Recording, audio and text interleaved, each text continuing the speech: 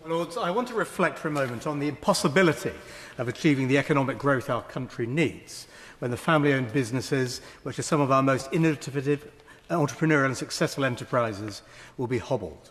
The changes to business property relief announced in the budget pay a material uncertainty over the future of family-owned enterprises, and as a result, the growth ambitions of the government and our nation will be damaged. My Lords, I should declare an interest. I have managed to make a career in a number of family businesses, and in some way it's my role to speak for them in this place. And I know there's no such thing as unearned income when you put the whole of your family's wealth on the line to provide good jobs and secure careers for those that work alongside you.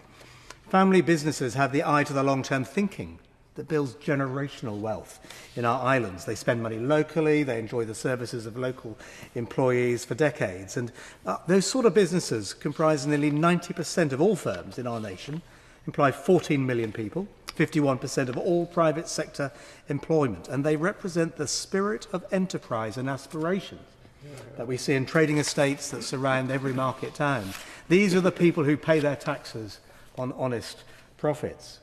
Now, McKinsey's tell us that family businesses focus on purpose beyond profit, with a long-term view and emphasis on reinvesting in the business, combined with a conservative and cautious stand on finances. That resonates with me. My grandfather, an Olympic sprinter, told me nothing less than running 110 yards to everybody else's 100 would do in our family business.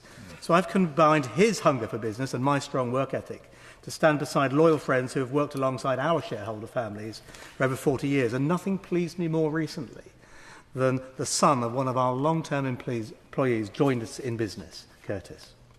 Now, today in the Times, Tim Ricks of the Ricks Group in Hull and Montrose tells us how the chilling effect of the changes in business property relief has already caused him to stop doing deals, to trim back on investment and to shelve staff growth. I know Tim's business well.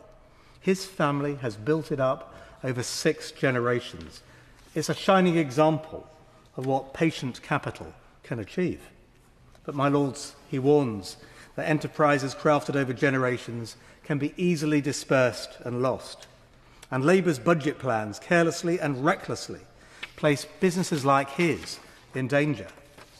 Now, for a government apparently fixated on growth since the Chancellor's Damascene conversion at a car factory in Oxford in January, it's odd that they imperil growth in this way. The effect of the BPR plans is to starve businesses of working capital, the lifeblood of next year's profits and corporation tax receipts, while at the same time put an arbitrary £80,000 a year aspiration cap on profit, because that's the level at which the EBIT multiplier gets you to £1 million valuation. It will see diverting cash to less productive uses, unless you're in the life insurance business, and damage incentives to grow and innovate. It amounts to an asset stripping of that part of the economy with the greatest growth potential. Now, most businesses aren't rich in cash terms. In my own, we reinvest all our money in growing that business. But these plans will result in a pivot away from profit. They will drive new core activities to offset future tax liabilities, prepare different succession plans. In many cases, it will involve selling assets or diverting investment, cutting hiring, or, terribly, doing something completely different entirely. So it all exposes how Labour fundamentally misunderstands how business works. There's the effect on VAT in schools, hollowing out rural market towns, stifling innovation by restricting APR reliefs to only schemes run by the government, not by others, and killing off the country pub.